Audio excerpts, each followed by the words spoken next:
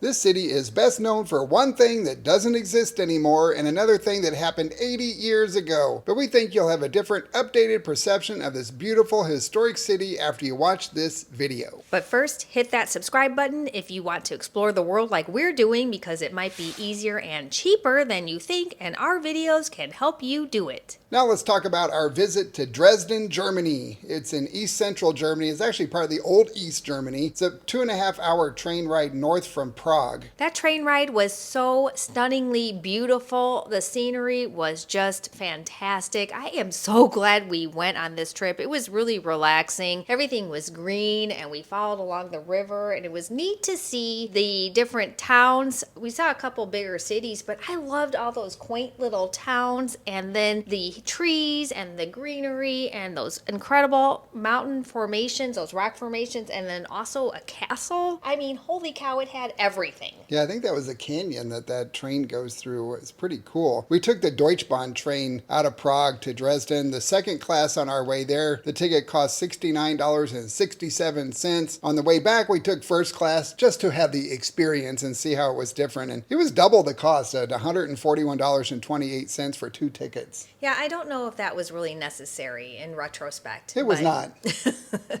But we did it. Yeah, the Dresden train station was awesome. It was super nice and clean, and it was about a 10-minute walk to the historic center from there, and we stayed kind of right on the outskirts of the historic center. Yeah, it was a great location. I'm really glad we picked the heart of the area to stay in while still not being in the main tourist center. It was very quiet. Dresden is a small city. The population is about 594,000 and got several different areas. You've got the old town, the new town, which is north of the Elbe River, or Elbe, if you want to say it correctly in German. Do you think that's how they pronounce it in No, German? probably not.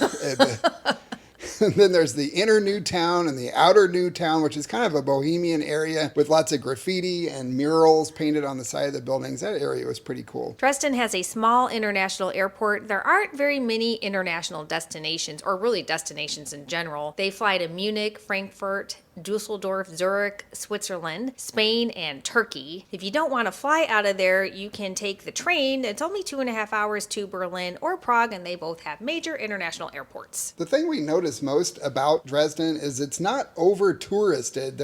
We didn't experience any tourism fatigue while we were there like we have in other European cities. The people were super friendly. In fact, a few people apologized for not speaking English, even though they were speaking to us in English. I know, that was crazy and completely unnecessary. People were really welcoming. Yeah, for comparison, Granada, Spain has about 6.7 million tourists per year, and they have a population of about 234,000, so less than half. Dresden only has 2.6 million tourists, at least in 2024. So Dresden has more than double the population, but 1/3 of the tourists compared to Granada, Spain. So it's just not over-touristed like some other cities. Well, it definitely felt a lot quieter compared to Prague. It did. It was super quiet. Of course, you can't really compare the two No. because Dresden is not a capital city either. No, and the whole city would fit into one of the boroughs in I Prague. know, it would.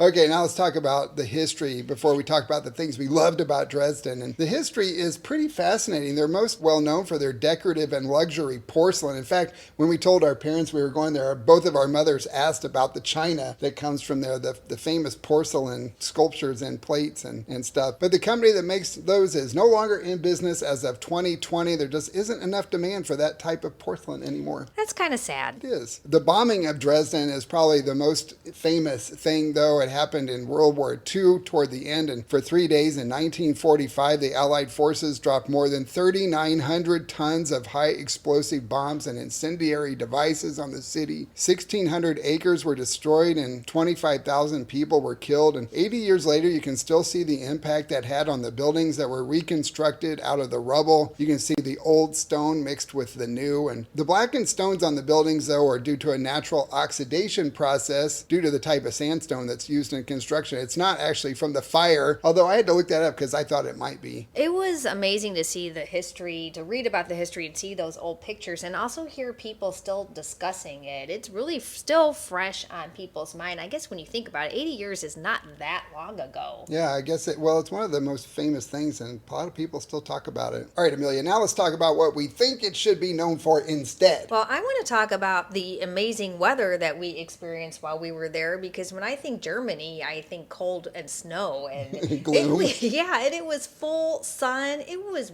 actually warm. I got a little sweaty a couple times when we were out walking around. It was gorgeous. It was really pretty. I love those big white puffy clouds, and the parks were so green and lush and beautiful. It was amazing. And it was so walkable too. They have a huge pedestrian area down in the Old Town area. It's super flat. It's wheelchair accessible. We saw people riding their wheelchairs and scooters all over down there. We were able to walk everywhere. We walked around and checked out all those different neighborhoods and walked miles and miles through those parks. Actually, not as many miles as we have in other cities because it is pretty small, but it was fantastic to be able to walk everywhere. However, if you don't want to walk, you can take the tram or the bus. They were plentiful. They were running very regularly too. Yeah, all throughout the city. You know, one of the things as Americans love about Europe and why we want to go there is because of the architecture and all those old buildings. And Dresden did not disappoint. We've got all kinds of that there, including the Dresden Castle. The original castle was built in 1200, but the castle we see today was built in the early 1700s by the Polish king Augustus the Strong. I guess he had to be strong to lift all those big rocks. I guess so. That was kind of cheesy, JP, but the castle was amazing. And it's amazing to think that the original was built back in 1200, because I think the 1700s is still pretty old. So the Dresden Zwinger, which is right across the street from there, was also built by that Polish king. The name Zwinger goes back to the name used in the Middle Ages for the part of a fortress that's between the outer and the inner walls. I did not know that. Me neither. Interesting. So we learned something. Yeah, that was neat. I really liked the glockenspiel, the big clock. It went off when we were walking up. I didn't get much of the dings.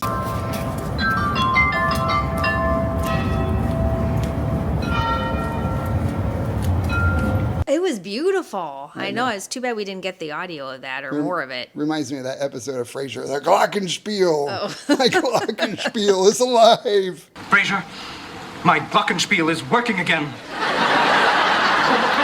All right, the Opera House is next to the Zwinger. It was pretty cool, though. It was built in 1878, so it's not nearly as new. It's only like 150 years old, Amelia. Oh, well, that doesn't even count.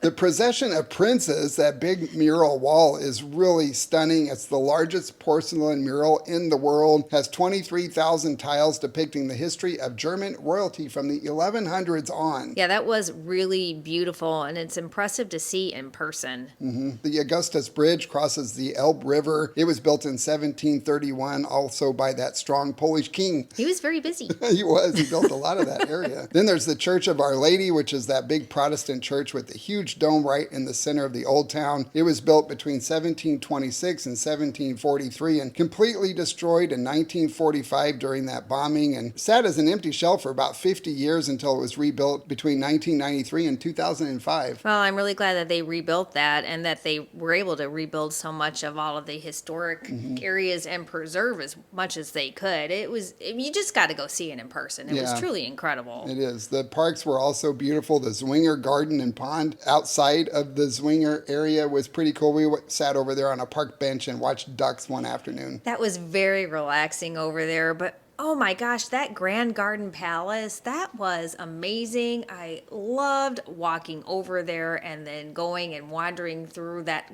massive garden area. It was huge. I know it was. There was a kind of a linear park that goes over there from the Old Town area, and it's got statues. The park has statues all throughout it, which are really cool looking. Some of them are like gold leaf covered, and then once you get into the actual garden area where the palace is located, it's massive. There's a lake in there, there's a zoo, and you can walk in there for days, I think. Yeah, we could have spent days and days and days just exploring that area. There were some of those interesting and rather macabre statues, which I really continue to find fascinating because I still do not understand why people want to have statues depicting like death and murder in front of their home. Yeah, like That's the entryway. just me. I know those marble statues, one of them had like a horse or somebody standing on the head of a baby. Yeah, it was rather macabre. Like, who would think to make that too? I don't know, but it did not ruin our experience in the parks. It was beautiful. Maybe if somebody German is watching, they could explain that. All right, next up are the restaurants. This part was a bit shocking, the cost at least. We were not expecting this to be so expensive for kind of a tier 2 city. It's not like a big Berlin or Prague, and yet the restaurants were super expensive. We went to the Aha Leden Cafe. It was delicious, but it was $45 for us to get lunch there. We had a German lunch and a German breakfast there, kind of traditional. It was $45 for both of us to eat there. Yeah, it was pretty pricey, although it was a lot of food. I will say they did not skimp on the portions. Then there's the enchilada Dresden. You go to Germany, you got to have Mexican food. Yeah, right. We like our spicy food, and German food is not spicy. It was $66 for dinner. That was just for 2 entrees and a bottle of water. Yeah, we went to that Thai place as well, and that was also $63 for an appetizer and 2 entrees with a bottle of water. And we did tip 10%, so the prices that we quoted you guys did include the tip, but my guess is that it's just a lot more expensive because you are in the tourist area. On the other hand, though, wine is super cheap. We went to Aldi and got a bottle of wine for $3. And it was good wine. It was like being back in Portugal. Yeah, we did quickly look at the grocery store, and it seemed like the prices were pretty typical of what we've seen everywhere throughout Europe. Yeah, and they have the normal shopping areas too. And we went to a Zara, had to get a new pair of pants while we were there. Yeah, that was pretty normal shopping experience. Just like any other city around the world. Yeah, it's a safe city with low crime rates, which is really nice. And English, it was a bit challenging. Most people spoke English, but the signs are not in English, which is unusual. Most of the other places we've been, the signs are in English. We had to ask for English menus, and a lot of the restaurants only had 1 or 2 menus in English. So we had to share either with each other or with other English speakers at the restaurant because there were always more English speakers than there were menus. It was a bit of a challenge, however, I liked that. I thought it really added to the whole overall charm because it isn't an over-touristed place, and a lot of the tourists there were from Germany. Yeah, it's definitely more popular with the Germans. All right, before we talk about the worst part of our Dresden getaway from Prague, we want to let you know that our Slow Travel Express e-course is available and included with your Turtle Travel Club membership. The course covers all the tips, tricks, and insights that we've learned from nearly 2 years of slow travel through Europe and Southeast Asia. If your dream is to slow travel the world like us, this course will show you how to do what we are doing. Plus, a membership in our travel club comes with a bunch of extra perks that you can read about by scanning this QR code or by visiting ameliaandjp.com/club. And now for the worst part of our Dresden experience, and it didn't even happen in Dresden. It was the train station in Prague. The Prague main station was crowded and chaotic, and we were feeling a bit confused and overwhelmed at first. Yeah, we didn't get a gate assignment until 10 minutes before the train departed, so everybody did a mad rush to get over to our gate before the train left. The monitors had numbers on them, but the signs to enter the train station were letters.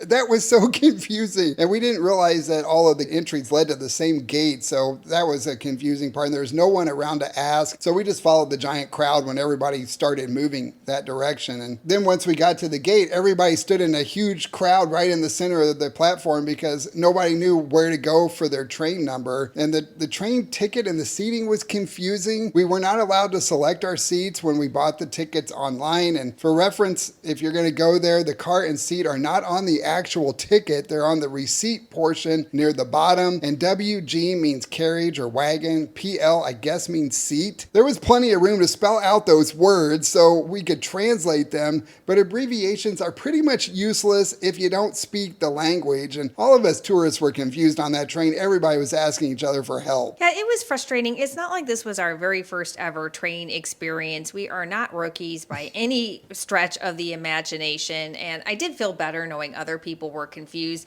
But the good thing is that now we know what to do. Yes, we do. By contrast, the Dresden train station experience was very calm and nice. There was clear signage with numbers.